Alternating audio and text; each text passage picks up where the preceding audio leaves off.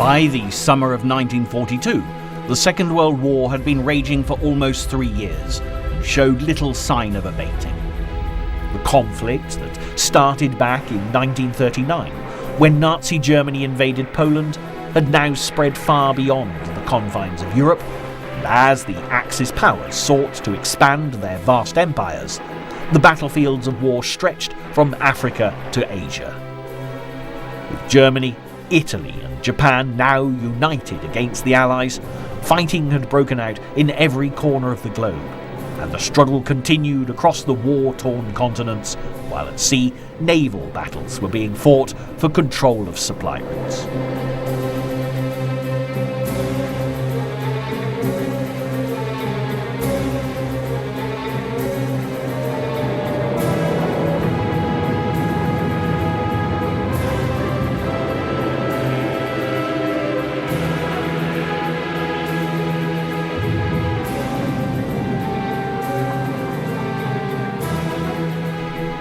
As the Axis tightened their stranglehold on the previously tranquil waters of the Mediterranean, there was an ever-growing risk that the Allies fighting in North Africa would be cut off, and the future of their Western Desert Offensive was far from assured.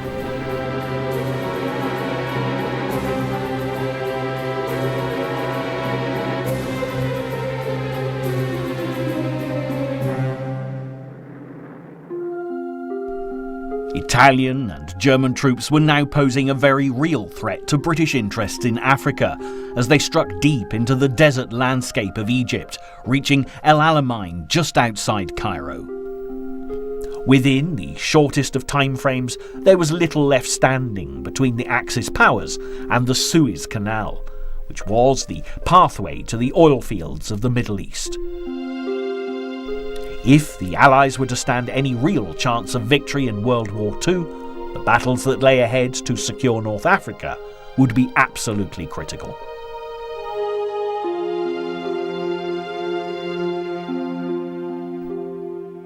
Ironically though, the leader of Nazi Germany's attentions would not be entirely focused on North Africa, as Adolf Hitler's determination to destroy communism proved to be rather stronger than his desire to penetrate Egypt.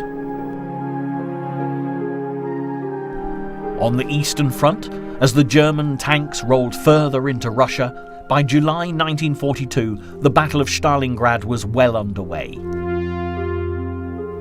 Facing a bitter conflict, Joseph Stalin, the Russian leader, called for a great patriotic war against the enemy, and with the full might of the Soviet Red Army to contend with, the troops of Hitler's Third Reich were destined to be occupied for some time to come.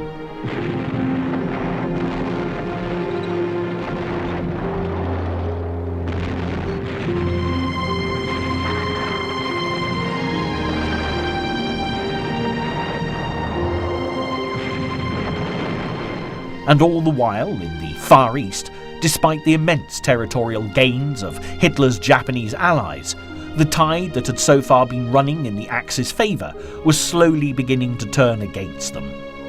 Out at sea, the Battle of Midway, fought in June 1942, had proved to be a crucial victory for the Allies in the Pacific theatre of war.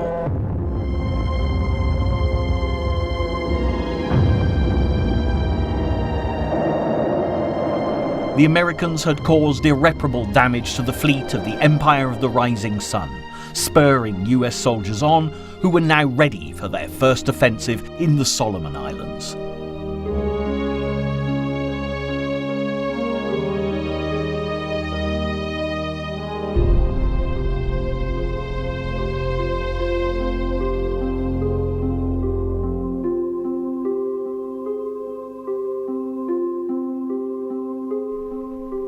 The African continent had been a field of conflict between Western empires long before the outbreak of the Second World War, and while European colonies were established across the country, by the early 20th century there was little left that the native inhabitants could call their own. The last remaining independent states were the tiny Republic of Liberia to the west, and the ancient Kingdom of Ethiopia to the east, but in the 1930s, when the climate in Europe became increasingly unsettled and new leaders hungry for power emerged, the autonomy of these countries would also be under threat. The Italian dictator Benito Mussolini dreamt of turning Italy into a nation that was great, respected and feared throughout the world, and wanted to create a new Roman Empire, an idea very much celebrated by his supporters. Following the Roman example, Mussolini would strive to repeat what had been done 2,000 years earlier, by placing the Mediterranean and North Africa beneath the Italian sphere of influence once more. He began by consolidating power in Libya, ruthlessly forcing the migration of thousands of Libyans, and showing no mercy to those who opposed his new regime. He then turned his attentions to East Africa, where Italian Somaliland and Eritrea were already beneath his rule. Seeing the advantage of connecting these two countries, in 1935 he invaded the Kingdom of Ethiopia.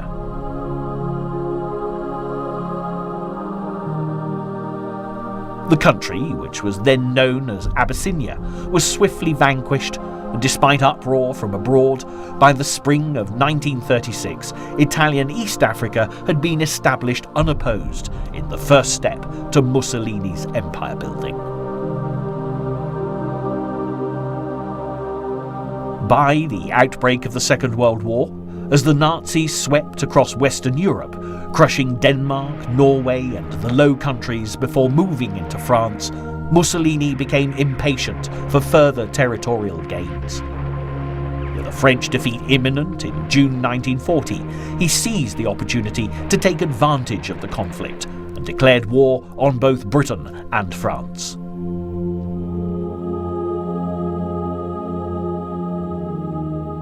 By this time, the Italian leader had set his sights on Egypt and was particularly keen on obtaining access to the Suez Canal, which lay beneath British influence. The Suez was of great strategic importance as it connected the Mediterranean Sea to the Red Sea, providing a pathway to the rich oil fields of the Middle East. It also provided the shortest ocean link between the Mediterranean and the Indian Ocean, and had originally been important in helping the European powers govern their colonies. During the war, its value in the balance of power would make possession of the canal indispensable, and Mussolini was swift to begin preparations for the push into Egypt, rushing to deploy troops to Libya while the Allies were occupied in France. But while the Italians prepared for battle, the British had not been idle. A Middle East command had been set up in Cairo in June 1939 as tensions heightened in Europe, and was to be presided over by General Archibald Wavell.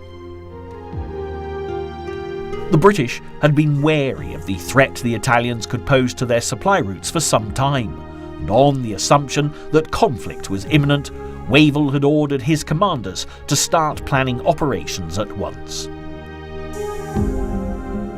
By the time the Italians ventured into Egypt in September 1940, the British would be ready for them, and though their Western Desert Force would be numerically weaker than the opposition, not only would they prevent Mussolini's troops from reaching the Suez, but by December, the Allies had succeeded in pushing the Italians back into Libya.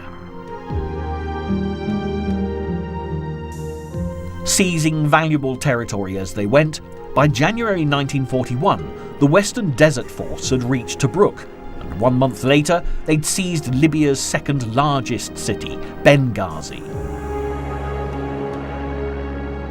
With vital ports lost to the Allies and thousands of Italian soldiers now prisoners of war, it seemed that all Mussolini's hopes of a new Roman Empire were fading into oblivion.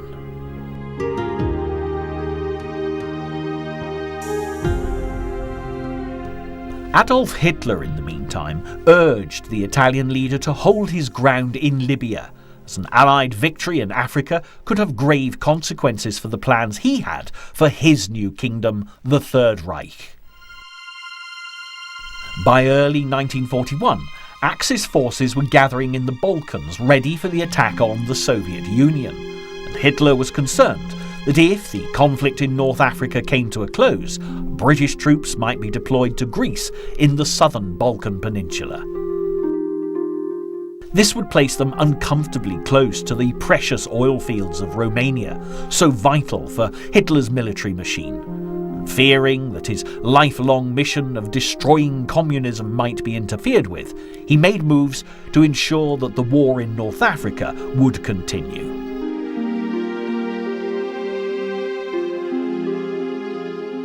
In February 1941, the highly trained German Afrika Corps was sent to Libya, accompanied by one of the best commanders in Nazi Germany, General Erwin Rommel. Rommel had risen to fame after leading an armoured division across France and trapping the Allied soldiers on the beaches of Dunkirk. But his success as a desert general would earn him even greater acclaim.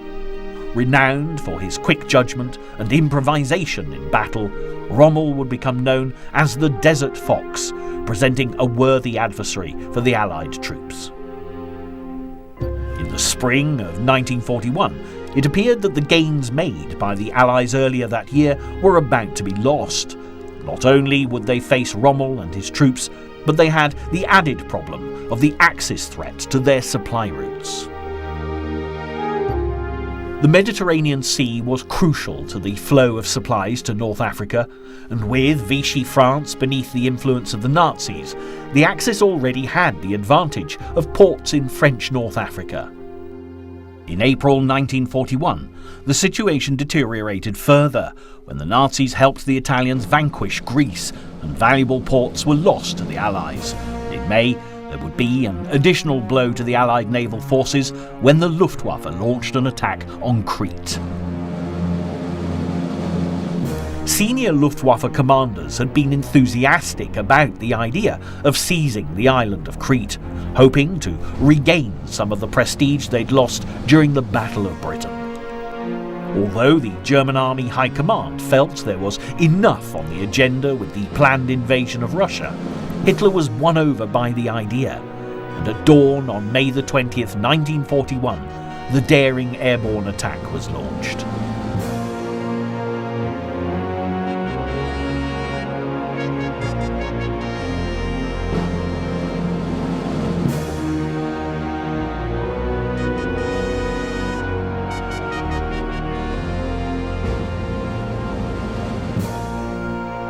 Though the Germans had used parachute and glider-borne assaults on a much smaller scale before, this was to be the first large-scale airborne invasion. Despite fierce resistance from the civilian population, by the end of the month, Crete had fallen.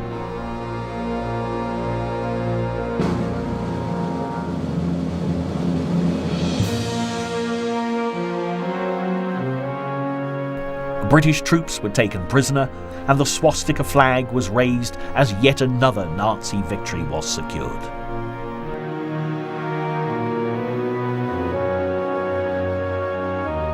Now all that was left to the Allies in the Mediterranean, besides Egypt and the captured ports of Libya, were the islands of Gibraltar and Malta.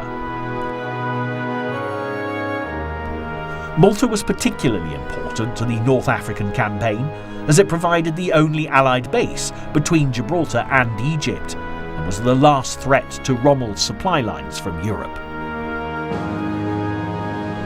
The British Prime Minister Winston Churchill regarded the island an unsinkable aircraft carrier, but as Rommel's troops made progress in Libya, beating back the Western Desert Force and heading eastwards towards Egypt, the Axis hold on the Mediterranean would tighten. By 1942, almost no ships would be able to get through to Malta.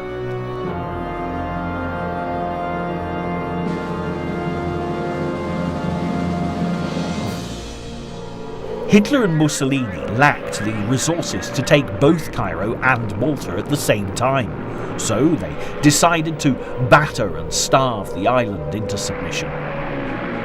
It would become one of the most intensely bombed areas in the war, with around 250 raids per month in the first 6 months of 1942.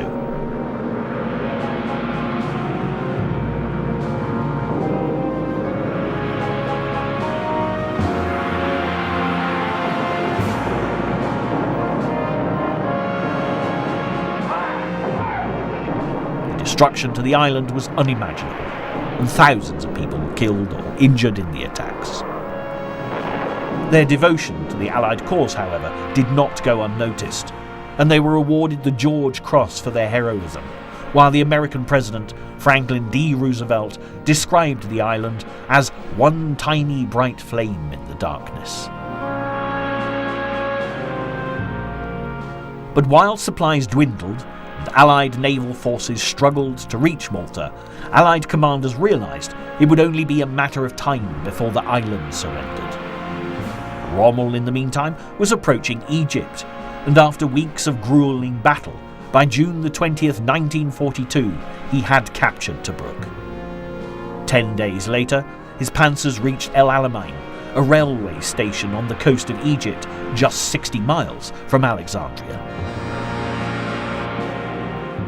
While the Allied position deteriorated dramatically, Churchill refused to be beaten by Adolf Hitler and was adamant that the battle to crush the Axis should continue.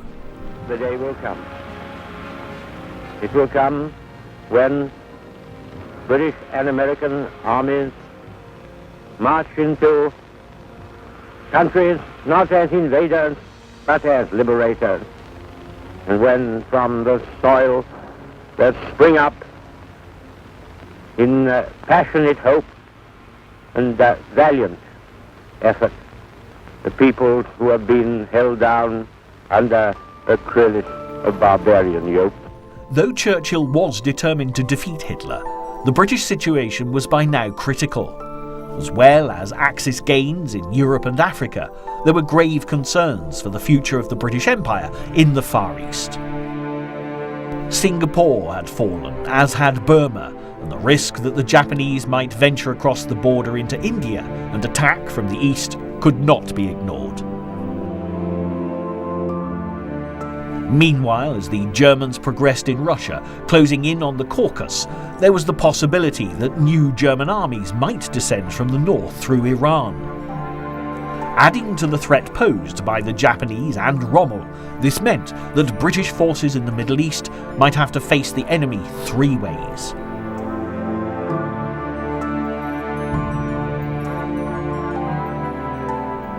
By the end of June 1942, in Egypt the panic was already setting in, and in Cairo, the British began burning confidential papers anticipating the arrival of Rommel's troops any day. Meanwhile, all measures were taken to stall the enemy by flooding areas around the Nile and building defensive positions to the west of Alexandria. Wavell, who'd originally headed the Middle East Command, had, by this time, been replaced by Claude Auchinleck, who'd previously commanded the Indian Army. Auchinleck had not seen much success since his appointment 1 year earlier, however, and was criticised for having little experience or understanding of British or Dominion troops. The Western Desert Force, which had by now changed its name to the 8th Army, was made up of divisions from around the British Empire, including South Africa, Australia and India. The confidence that both Dominion and British commanders had in Auchinleck was waning by the summer of 1942, however, and relations were considerably strained. Nevertheless, the fate of Egypt now lay in their hands, and Auchinleck's future rested on their success. The Allied Desert Air Force would also play a prominent role in the defence of Egypt, and when Rommel began the attack on El Alamein on July 1st, 1942, they would cause considerable damage to the advancing units.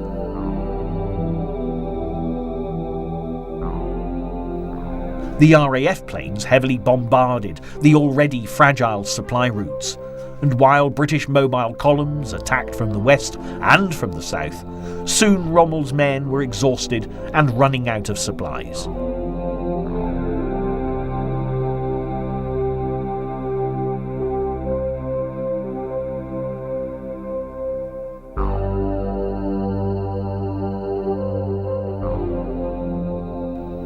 By July the 4th, the commander took the decision to go on the defensive, and the German advance was halted.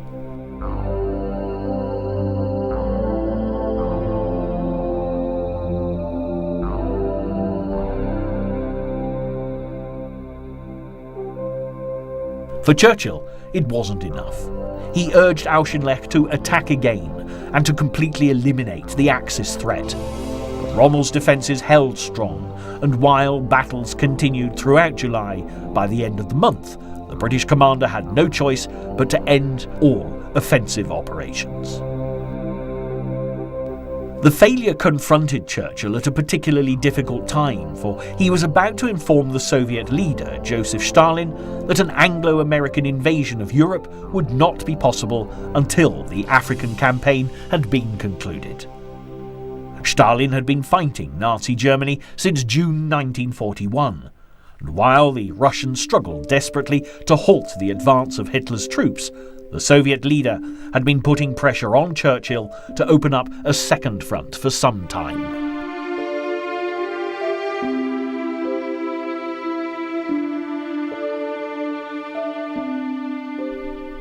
While Stalin hoped for an invasion of occupied Europe, British commanders had, however, concluded that an Allied invasion of northwest Africa, where Vichy France held territory in Morocco, Algeria and Tunisia, should be the priority.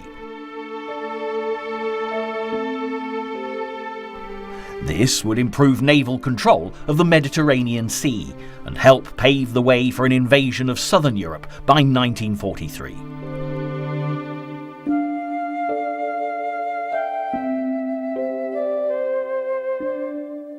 Though the Americans were not as keen as their British counterparts, Roosevelt supported Churchill when he suggested the invasion of North Africa.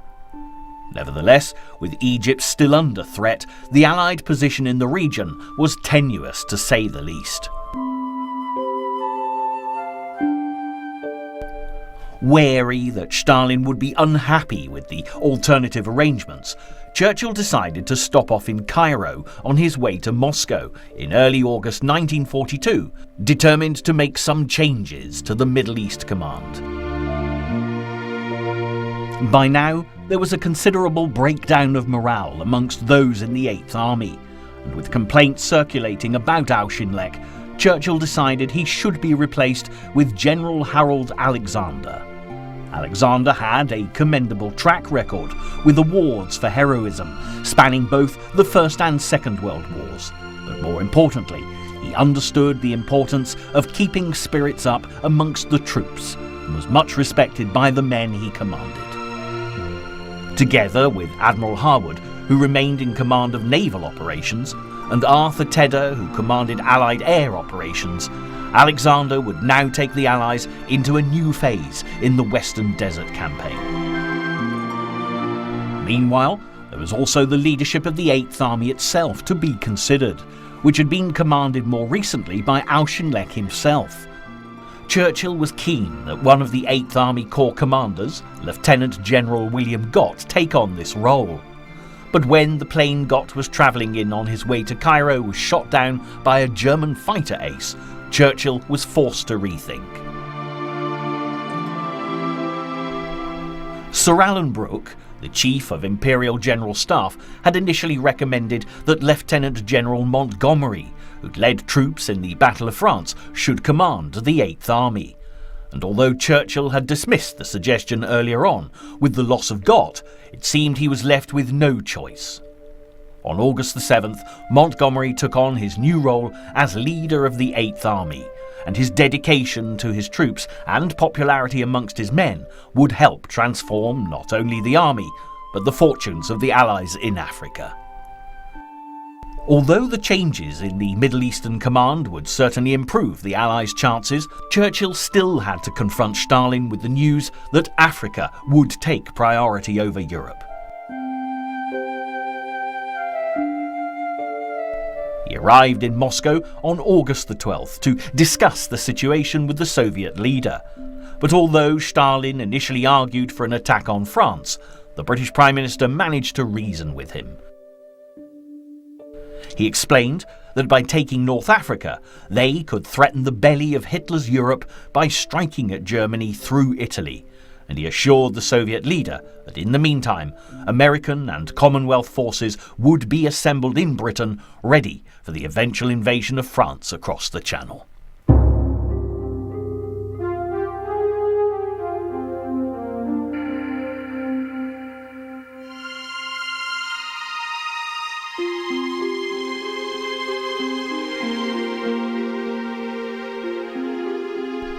After days of discussions, Stalin eventually gave the invasion of Africa his blessing and assured Churchill that the Soviet troops could hold out until the winter. But as Churchill returned to London, the Nazis were already advancing on Stalingrad, and the Soviets were about to face their most difficult battle to date.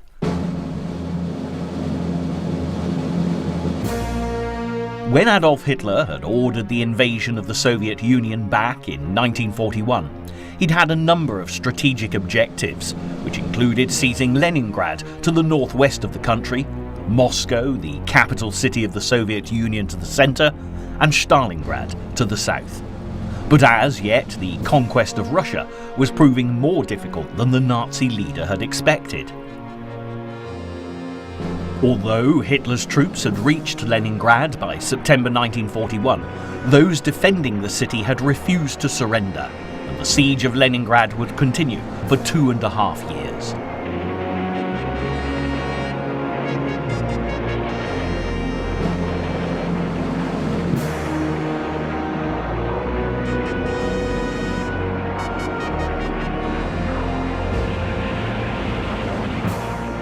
The Battle of Moscow, in the meantime, had come to a close in January 1942 and had been a decisive Soviet victory, although over 1 million Soviet soldiers and civilians had been taken prisoner or killed in the process.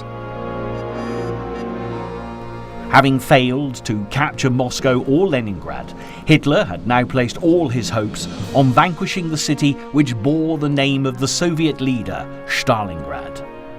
Stalingrad provided vital transport routes between the Caspian Sea and northern Russia, and seizing the city would effectively sever the transportation of supplies to the north. It was also hoped that the capture of Stalingrad would secure the right flank of the German armies as they advanced into the Caucasus, a region which was rich in oil and minerals, vital to Hitler's war against the Allies. But perhaps one of the greatest reasons Hitler had for attacking Stalingrad was its significance to the Soviet leader. Stalin had played a part in defending the city against the White Army in 1919, when the Red Army was battling for the survival of Bolshevism. And when he'd come to power as leader of the communist nation in the 1920s, he decided to change the city's name, which was originally Tsyarizin, to Stalingrad, to celebrate his role in the Russian Revolution. Such symbolism was not lost on Adolf Hitler, but while the Nazi dictator was driven by his desire to destroy communism, his general staff wanted to attack in the direction of Moscow again, in the hope they could crush the remainder of the Soviet military forces. There was little hope of dissuading Hitler once his mind was made up, however. And the attack on Stalingrad and the Caucasus, codenamed Operation Blue, took priority over all other military plans and was scheduled to commence by the end of May 1942.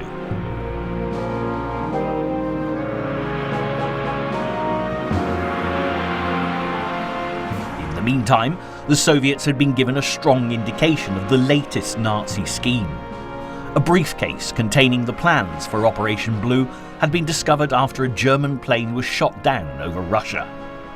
But while the Soviet generals pored over the papers, Stalin was convinced that the appearance of the plans were no more than a deliberate ploy to fool the commanders of the Red Army and to draw Soviet troops away from the real target, which he believed was Moscow. For the time being, the protection of the capital remained Stalin's priority. But while Nazi troops prepared for the advance, Hitler's true motives would soon be clear.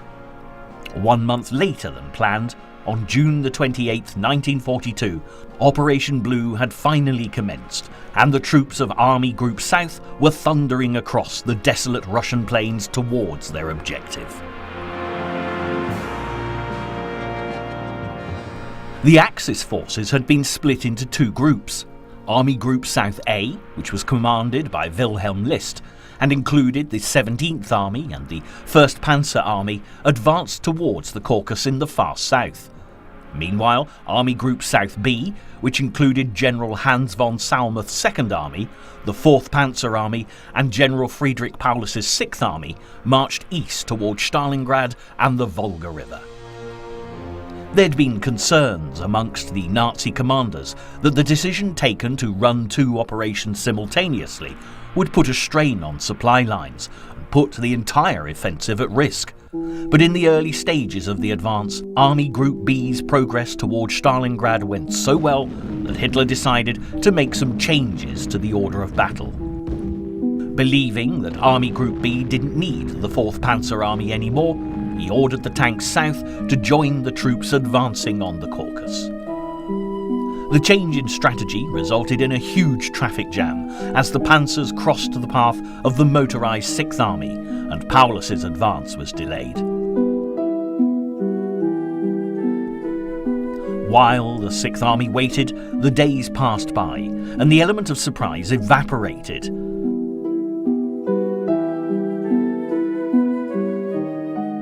Accumulation of traffic to the south, the Soviets now realised that the target of the next Axis attack was Stalingrad, not Moscow, and all available troops began to rush towards the city to prepare for its defence.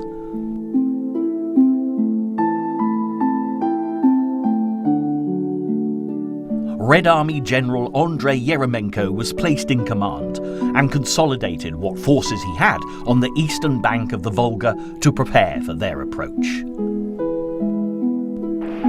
But once Army Group B was ready to advance once more, their progress was swifter than ever, and soon Paulus's 6th Army had reached the River Don, which lay only 40 miles west of Stalingrad and the Volga.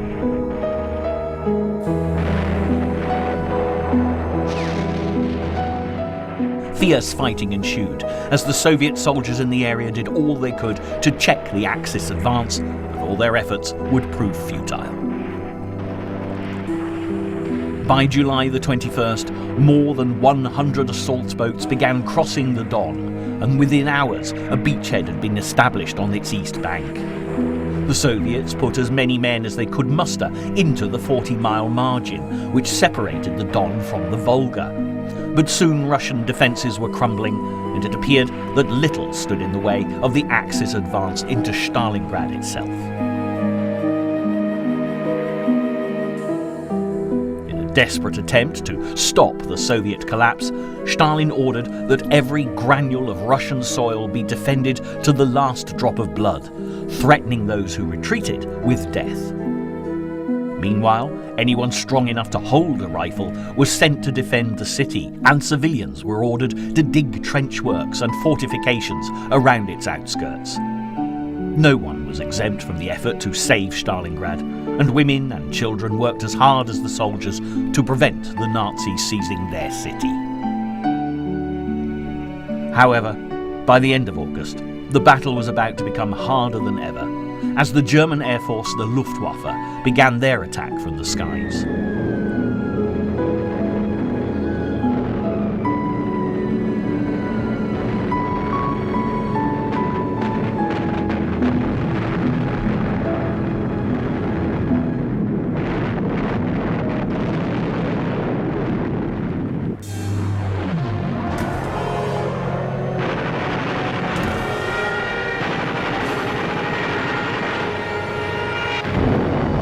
The city was reduced to rubble and ruins. The Axis troops moved steadily closer, and soon the spearhead of the 6th Army had reached a section of the Volga to the north of the city. By the beginning of September, Stalingrad was surrounded on 3 sides, and the real battle was about to commence.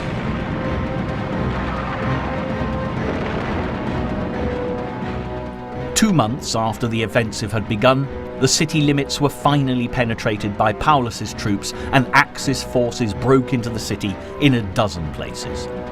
Not long after, the Nazis cut the rail line that travelled across Russia from Stalingrad to Moscow, destroying one of the country's most important supply routes. Troops and supplies could now only reach Stalingrad from across the Volga, behind the city.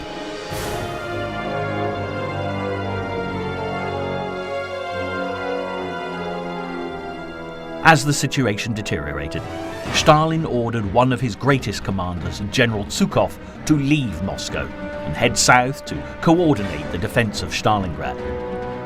Meanwhile, General Vasily Chuichov, who'd fought off the Nazi attack as they advanced across the Don, was placed in command of the Russian 62nd Army, which was now responsible for holding Stalingrad. Before long, Chuichov's situation would become desperate, however, as the 62nd Army were penned into a city in the grip of the Germans.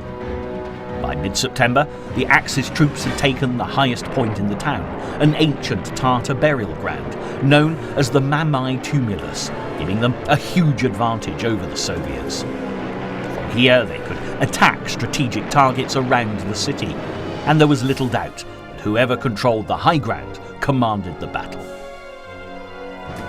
The Soviet 13th Guard Rifle Division arrived across the Volga to reinforce the 62nd Army and were ordered to charge the strongpoint by Chuichov. Few would survive the ordeal, and thousands of Soviet soldiers would die in the battle for the summit of the Maverick tumulus. But soon it was once more beneath Russian control, and the fighting now descended into the streets of Stalingrad.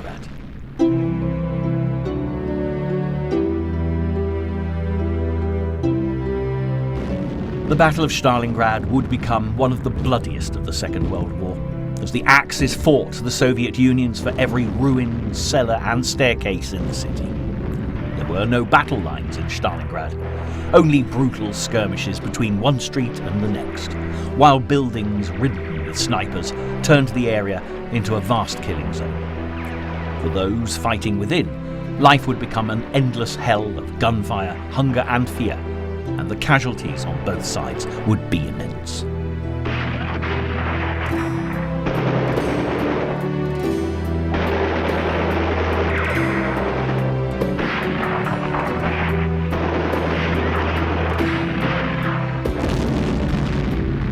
While Stalin's war against the Axis continued, it was clear that a second front to take the pressure off Soviet troops could not come a moment too soon. The invasion of North Africa, which Churchill had promised the Soviet leader, was, as yet, in the early planning stages, and disagreements between American and British commanders were beginning to threaten the progress of any invasion at all. Concerns at this stage revolved around where the landings in French African territory should be. Churchill wanted to land troops as close as possible to the base of Rommel's Africa Corps, and advocated landing on the eastern border of Algeria, close to Tunisia. But the American Army Chief of Staff, George C. Marshall, wanted to limit landings to western Algeria, and appeared to be planning an attack on a much smaller scale than Churchill had envisaged. Disconcerted, the British Prime Minister reminded President Roosevelt that the Allies had promised Stalin a serious diversion to draw German efforts away from the Soviet Union. And, ever the diplomat, Roosevelt ensured that a compromise was found, which would please both American and British commanders. It was decided that there would be 3 simultaneous landings. American forces would land in Casablanca in Morocco, as well as Oran in Algeria, while a combined British and American force would land in Algiers, which lay further to the east of Algeria and closer to Rommel's troops.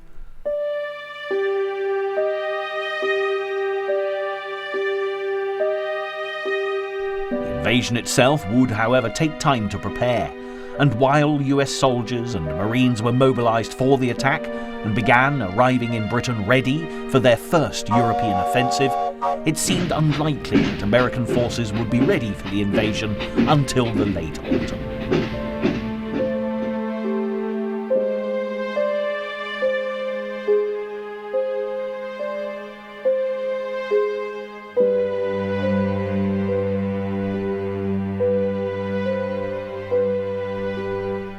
In the meantime, American commanders had more than just the European theatre of war to contend with. Although the priority of the United States had been to defeat Nazi Germany when they'd entered the war in December 41, In the Far East, Hitler's Japanese allies were posing a considerable threat to Allied interests. During the first 6 months of the Pacific War, the Japanese had conquered hundreds of thousands of miles of territory, spanning from Burma in East Asia to the islands of the South Pacific. But by May 1942, American forces had started to make some progress in checking the Japanese advance. During the Battle of Coral Sea, they'd successfully prevented the Japanese from taking further territory in New Guinea. The following month, a major naval battle had been fought around the island of Midway in the North Pacific, which had inflicted heavy losses on the Japanese fleet.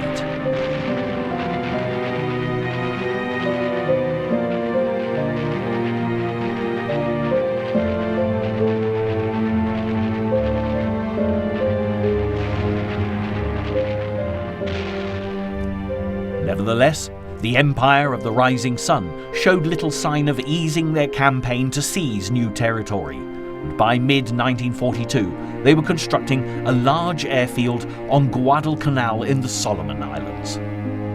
From here they could launch attacks on American bases in Fiji, New Caledonia and Samoa, and threaten Allied supply and communication lines to Australia, which lay to the south of the Solomon Islands. While Allied concerns grew, Admiral Ernest King, Commander-in-Chief of the United States Fleet, proposed an invasion of the island of Guadalcanal and other strategic points around the Solomons, and the combined Chiefs of Staff had soon agreed to launching their first American offensive in the Pacific. After spending 6 months on the defensive, the Allied counterblow was soon underway, and by late July 1942, the 1st Marine Divisions had left their training areas in New Zealand, ready for the battle. They moved north in deep secrecy, and as a cold front swept across the Pacific, were able to use the weather as a cover. By the time they reached the Solomon Islands on August the 7th, the seas were calm, and the Japanese had no idea that an attack was about to be launched. The landing force then split into 2 groups, with one group assaulting Guadalcanal and the other attacking Tulagi and Florida Island. At first there was little resistance from Japanese troops, who began to flee after aerial bombing from Allied planes had paved the way for the invasion. But by the second day, the battle had begun.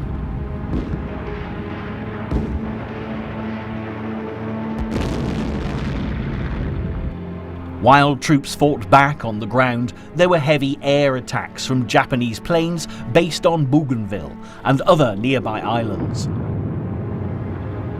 But despite the bombardment, American forces had reached the Japanese airfield on the second day of the offensive.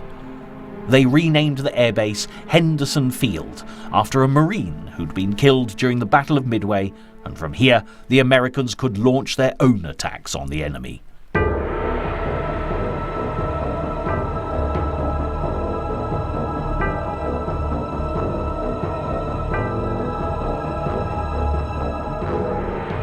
Throughout August, US aircraft and their crews would continue to arrive at Guadalcanal to beat back the enemy, and air battles between the Allied aircraft at Henderson Airfield and Japanese bombers and fighters from Rabaul in New Guinea continued daily.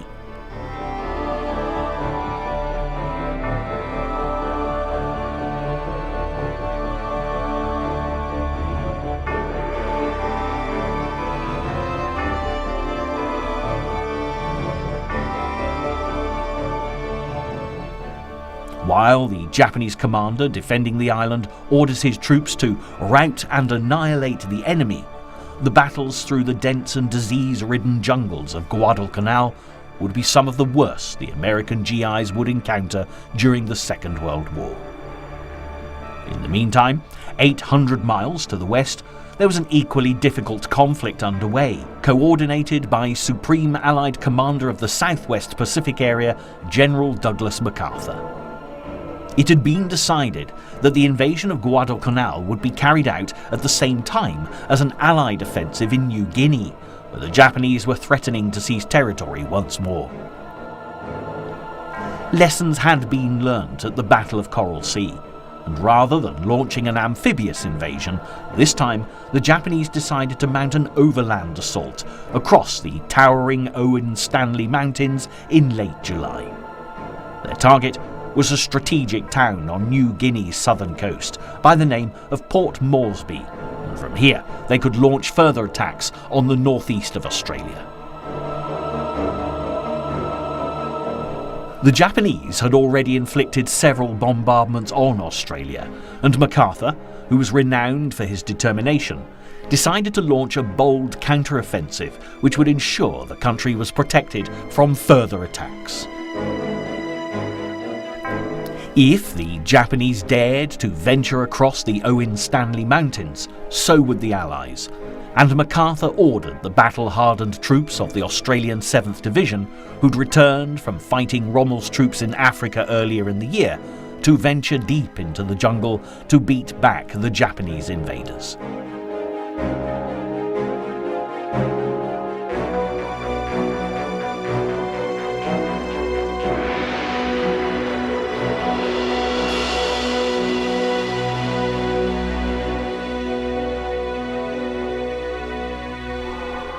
The track they followed was the Kokoda Trail, and it would take them through some of the most hazardous terrain in the South Pacific.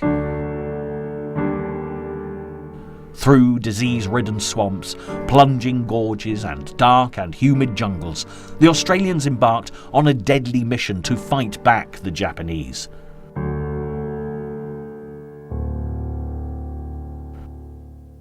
There was little opportunity for rest, while they remained on constant alert for the enemy both day and night.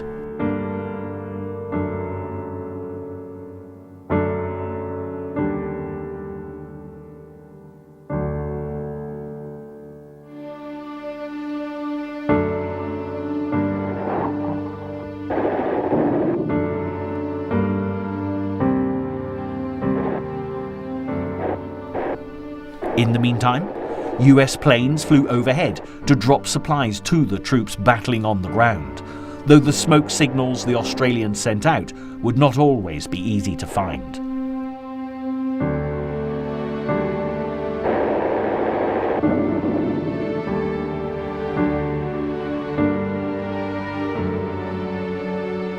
Fortunately, the native people of New Guinea would play a vital part in the Kokoda Track campaign, looking after supplies for the troops when they were dropped in the local villages and taking care of the soldiers when they were injured.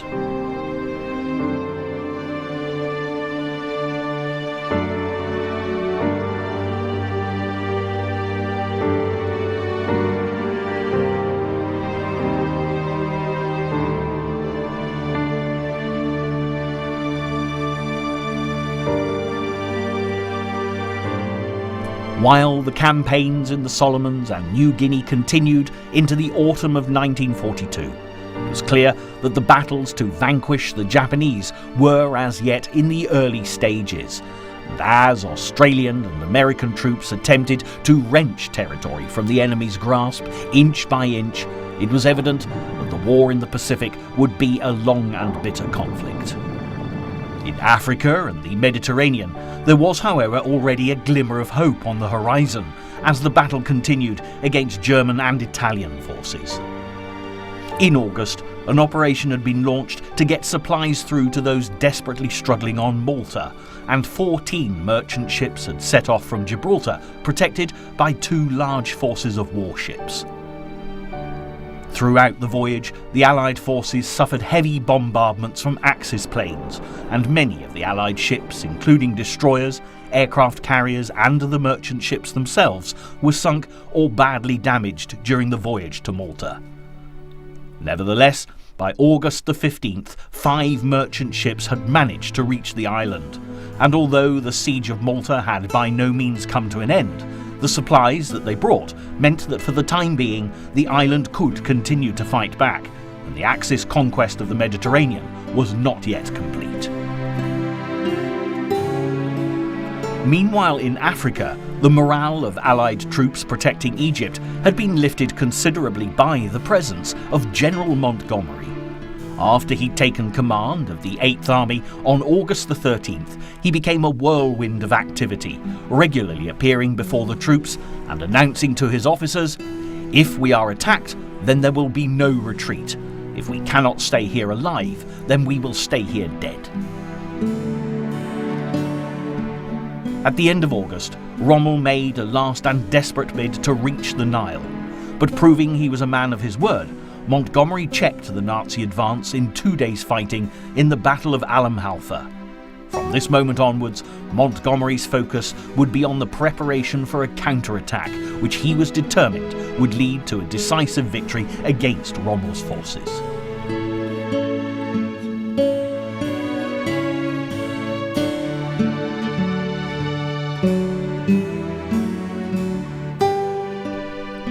The British commander decided to move his field headquarters closer to the Air Force command post in order to better coordinate combined operations, so the Army, Navy and Air Forces could fight their battles in a unified, focused manner. His aim was to deny Rommel the strength to withstand the 8th Army when they launched their counterattack, and he ordered the Allied Air Force to destroy every enemy ship they could find in the eastern Mediterranean, as well as bombing the sea routes to Rommel's front.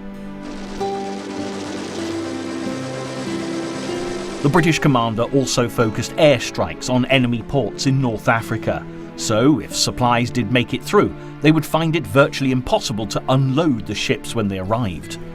Meanwhile, from Benghazi to El Alamein, there were regular bombardments of Rommel's troops.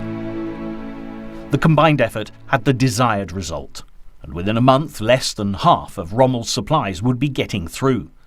Soon the tables would be turned in North Africa, and while preparations continued for the invasion of Northwest Africa, before long the Axis would be facing an attack on 2 fronts. Rommel knew full well that the British Commonwealth forces would soon be strong enough to launch an offensive against his army, and his only hope now was that the German forces fighting in the Battle of Stalingrad could swiftly defeat the Soviet troops. The Germans advancing through the Caucasus could then threaten Iran and the Middle East and draw British troops away from his front line. But Rommel's hopes would all be in vain, for in Stalingrad the Russians were planning a momentous counterattack, and as the winter of 1942 drew near, the tides of war were about to turn.